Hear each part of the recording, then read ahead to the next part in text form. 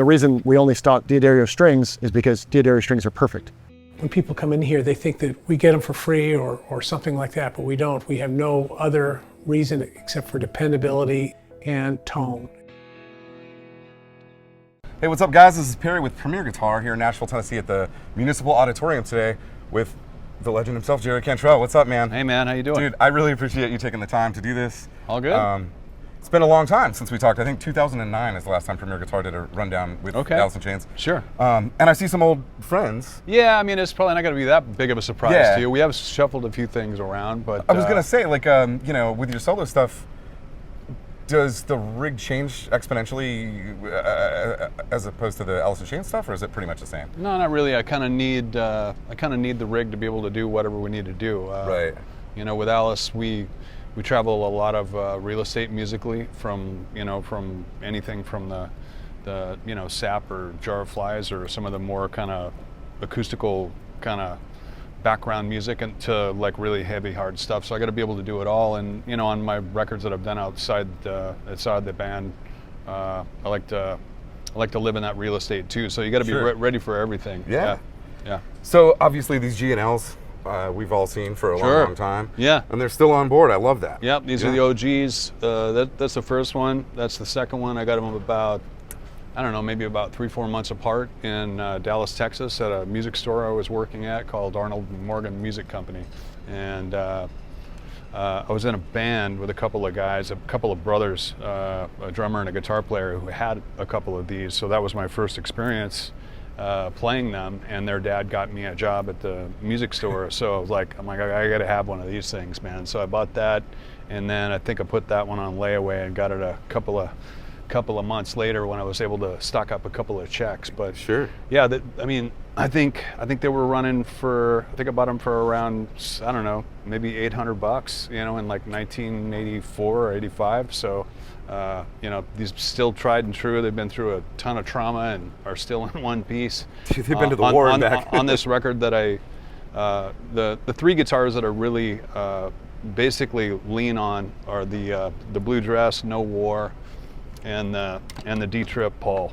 So that's kind of it right there. You know? I use a lot of other paint brushes. You'll see a lot of stuff in there. Tellies, you see some V's, some other stuff. I'll use whatever I need for layering, but the bulk of it, the meat of it, is these three guitars right here. Yeah. Now, I love this guitar. I just saw it in the new Vilified video. Yeah. And your tech told me that those dots are actually from a torch. Oh yeah, I burned that myself. That's awesome. Yeah. Yeah. Yeah. A little creative artwork. Yeah, that's very with cool. fire. Yeah. It's cool. It's got kind of like a, I don't know, almost like an ostrich skin look to it from a distance. Looks like ostrich boots. Yeah. Yeah. So cool. Right on. And then the G&Ls is the exact same humbucker in each? Yeah, I think it's pretty much the same thing. We're still using the horse hogs there, Herb? Yes. Yeah. Yeah. Motor City. Oh yeah, Motor City. Yeah. So yeah. Modified version of it is what you would call a horse hog. Cool. Yeah. Like a hotter output or? Yeah. Yeah. Yeah. Yeah. Very cool, man. Yeah. And then, you know, you got some other really fun stuff. I know there's quite a few backups, but the sparkly V. Yeah, this is cool. Yeah. Little with the stinger on the back. That's too cool. Champagne sparkle V. Let's see if we can get that thing out of there. There we go. I got it. It's in there. Yep. Yeah. Yeah. That is so sexy. Cesar from Gibson gave me this, and good dude. Couple other really fun guitars to play on the last tour, and this is I like playing a V. Yeah, man. Yeah. Does the well, standing up anyway? Yeah. Does the wiggle stick give you much trouble? Because those are a little. Yeah, I don't rely on that so much for this guitar, but yeah, I mean, you can wiggle on it; it stays in tune pretty good. Gotcha. Yeah. And then the ASATs are like the Gino Telly, right? Yeah, the G&L does a great telly, and this is one that they made for me for the Rainier Fog record. It's got the artwork for the album on it. Sick. But this was also this telly in particular, I rely on quite a bit too when I go to the telly. Gotcha. So, yeah. Man, these are always so striking to me because the pickups.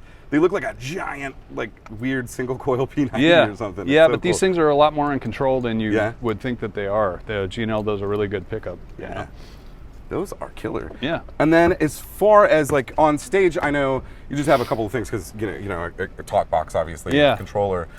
Are you on ears Yeah, I'm on ears. Okay, because yeah, the last time we talked, I think you had moved over to ISO cabs. Yeah, I Are mean, you still doing that, or do you have cabs on stage? I'm not. I like to have you know, in the last band we were much more of a live band than Alice has kind of developed into. We're pretty much clean on stage, so we kind of got used to operating with less chaos on the stage, so we can hear better and perform better for people and be a little bit more consistent. But there is something nice to having some live cabs on stage. Now, even in that setup with Alice, where we have a clean stage, I still had a couple of 12s, you know, coming at me, and some monitors and stuff to get a little bit of feedback. Room sound So and stuff, just sure. a little bit of live sound on the stage is good. But you know, if you're trying to you know, if you sing as much as I do, and I've developed into much more of a lead singer over the years, you know, you got to sacrifice a little bit of the boner that you get from the getting hit Wall of amps. from the wall of amps to be able to try to pitch and sing better. So, Yeah. You know, in the past, in other videos, I've seen you playing a number of amps. You know, obviously, the Friedman signatures, in my opinion, probably the best sounding amp of all time. I love cool. it. The Bogner stuff is awesome. Yeah. What do you got going on for your solo run? Yeah, you know, Dave Friedman and I designed the Double J, and you know, it's been a really reliable rock amp. I know a lot of people like it. I still use it. I still use it on this record, but you know, when I was working, when I called Joe Barresi to help me do this record and be my producing partner on this record, he's like, let's dig some of the old gear out. So we went right back to basically, and we shut out like all sorts of gear. I mean, going into Joe Barresi's studio is like going into 10 guitar centers in a tiny room. He's got everything. So we ran through, I mean, we ran through like 20, 25 mics. We ran through probably, I don't know, 50 guitars. We had just a big wall of amplifiers, and we kept gravitating back toward the old Fishes, the Bogner Fishes. So. And that's a pretty rare amp, right? I think. Yeah. You know, I've not seen many of them in the wild. They're not easy to find these days. Yeah. What is it tonally that you know, find yourself gravitating? Well, I've always liked Bogner amps, Sure. and you know, Reinhold will tell you the same thing, and so will Friedman. It's all basically a Marshall amp that's been modded, Right. you know. So it's a custom amp that's got the characteristics and the feel of a Marshall. Right. You can't really beat that. It's the classic. It's So kind of how all those guys got their start, right? yeah, Modding. yeah. Now, after you've you know, there's a lot you can do from that, and Reinhold has, and he's come up with a whole bunch of different colors and stuff, and Dave's really good at that too. So, you know, I've worked with both of those guys for years and years, and I love both of their gear. Yeah. And so, you know, again, it's what tool do you need for the job? So Totally. for this body of work on this record, I Want Blood, it seemed like we kept gravitating back to these three guitars that I started out with, and the Bogner Fish with a Fryette power Yeah. amp. You know, those were the main amps. Now we used the Friedman, we used all sorts of stuff. We Sure. used snorkelers, you know, we used all sorts of amps just for little colors and stuff. But when we came back for like we were trying to, we kept coming back to the main rhythm and the rock sound was just these three guitars and that preamp with a Fryette power amp. So, Yeah. and that's what I used to play back in the day. Totally. And Steve Yeah. is a genius, man. Yeah. His stuff is just incredible. Yeah. Well, I guess let's take a look at your rack, because you got all your pedals hidden in there. Yeah. That way you can sing and not have to tap dance Yeah, all night on stage. Yeah. Well, you know, in Alice, I've always liked. I like being part of a team. I like being part of a collective, and so I really loved, you know, just singing backups with Layne, and then I kind of. At his, you know, kind of urging, I started to sing more, so we became more of a pilot co-pilot. So Right. I'm a pilot co-pilot guy when it comes to vocals, to construction, to sound, to doing a gig, and that's my co-pilot right there. Yeah. So like, I like being free to do stuff. Also, you know, Herb's really talented. We've been together for years and years. He knows his stuff. And he basically runs all my effects switching, keeps everything up to snuff. You know, we're tweaking as we go, and you know, so we'll make adjustments. You know, as we go along, and so he's got we got a Bradshaw switching system here. It's basically It was the Friedman's as the main amp. On this particular tour, we've gone back to the Bogner Fish with the Fryette amps, and then we've got a whole slew of effects over here that he runs. I like to keep things simple upstage. I always have. I pretty much only have a talk box, Crybaby, and a Roto Vibe that I control. Herb also controls some of the Crybaby and Roto Vibe stuff as well for particular sections of songs. But right on. But you know, I'm a team guy. Yeah, you yeah. know, so this is the team that performs the show. He's performing as well as I am too. Yeah. So, Well, good on you, Herb. That's awesome. Yeah. So yeah, I guess speaking of, how is it different? Like with Alice in Chains, it's a bit of, I know that Layne contributed quite a lot. Will contributes quite a bit. Yeah. But when it's your own thing, October 18th, I believe, Sure. right? Yeah. Yeah. So you guys got to get a copy of that record. Yeah. The new video rules. Thank you. And also you have Greg out. Yeah. Right? Oh man. Yeah. Yeah. What a singer. I'm never up there by myself. Yeah. I'm always surrounded by a talented group of people, and I'm lucky to find myself in that position all the time. And this band's great. We've got Roy Mayorga on drums, Zach Throne on guitar, Lola Collette on keys, Greg Bachado on vocals, and Elliot Larengo on bass. It's awesome. So are you guys coming into it like a co-writing situation, or do you kind of bring the songs to them for your solo stuff? Yeah, the record I kind of did on my own, and then some of the band and some of the guys that I made the record with, they came in and helped me cut it, like Mike Bordin and Robert Trujillo, Duff McKagan, Greg and Lola. Vincent Jones played keys again. He did on the last record, but. Yeah, I kind of sketch everything out, demo everything on my own, and then when we get to cutting it, we start jamming it, and make a few phone calls to people like, hey man, I'd really like to jam with you on this. What do you want to come down? And so far everybody's been. I've been lucky to be able to catch people in the windows of their main bands. Duff's got a main gig, and so does Trujillo, and all those guys, and Greg does too. So it's I've been fortunate to be able to catch people in windows between their main thing and be able to collaborate with them. Sure. So, yeah. You got the coolest job in the world, man. Yeah. Awesome. It doesn't suck. It doesn't suck. Yeah. Well, right on. Let's hop over and take a look at some of these pedals. Yeah. What strings are you running? These are D'Addario NYXLs. And the D'Addario NYXL. But they're D'Addario strings, and I've been using those since forever, and I love them. D'Addario strings as well. D'Addarios. Right. D'Addario. I've been using D'Addario. I'm a fan of D'Addario. Started using these D'Addarios. I like the D'Addario NYXLs. These are D'Addario, and I got the NYXLs on here.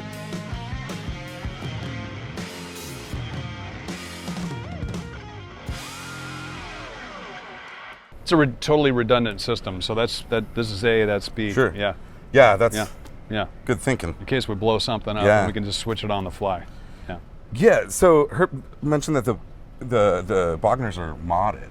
Can you talk about the mod, or do you know what it is? Yeah, I mean, it's funny. I when I was doing the record, I thought I had two of these old guys, but I guess I only had one. So one of them I either went missing somewhere, or I just forgot where I put it. But which is possible. But I borrowed one from Bogner, and three out of the four channels, mine sounded better, and that's because I've got a collection of really weird old tubes in there. That's pretty much it. Huh. And also Reinhold kind of, back in the day had tweaked mine to be just a little bit more on the dark side, I think, than a lot of these fishes were a little bit more bright. But anyway, he's like, I don't want to mess with it. It sounds so good. It's like three of your channels sound better than mine. So I don't even want to mess with the. Don't breathe on it. Just leave it alone. And so we ended up using that. Herb actually had a friend of his that was a collector of these, and we found about 2 or 3 of these in a warehouse. So I ordered a few more as a backup, and then Bogner tweaked them to get as close to the original one that I have. Yeah. And I used to use VHT, which is Fryette. Yeah, sure. So those are great power amps, and the combo sounds really good there. We're using wireless systems so I can run around like a monkey and not worry about cables, and then just some effects here to play with for different sounds on different songs. Sure. So yeah. Man, yeah, you kind of the Strymon stuff is kind of mind blowing. Yeah. And that stuff is very, very good.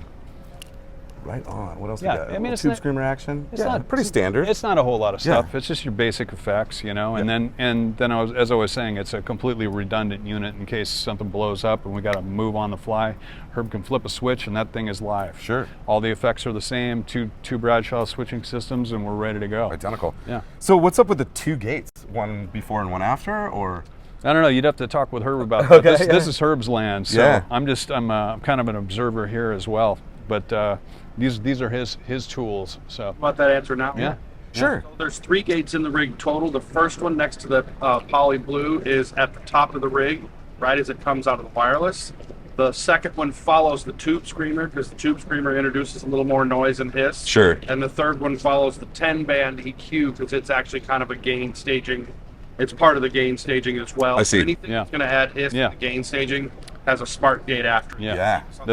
The one drawback to these Bogner fish is it's a loud ass amp. Yeah. It is a very Yeah. noisy. Actually 2 more in the back of Yeah. the amp rack as Yeah, well. So it's a very noisy amp. So you know, Bogner and I have had a few discussions and about maybe the possibility of collaborating on another amp and maybe cleaning up some of the deficiencies like the noise and a few things, but basically keeping the you know the body of what it is. Right. So I'm hoping we continue those conversations. It'd be nice to do another amp collab with them or something like Sure. that. You know.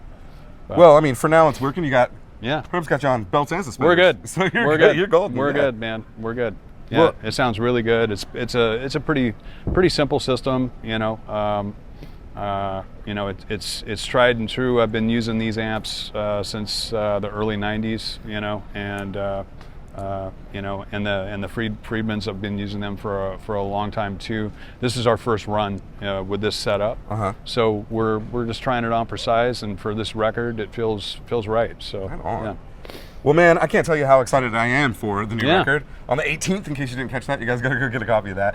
New video rips, new song rips. Thank you. I love your solo stuff because it's like, I'm an Alice in Chains fan, Yeah.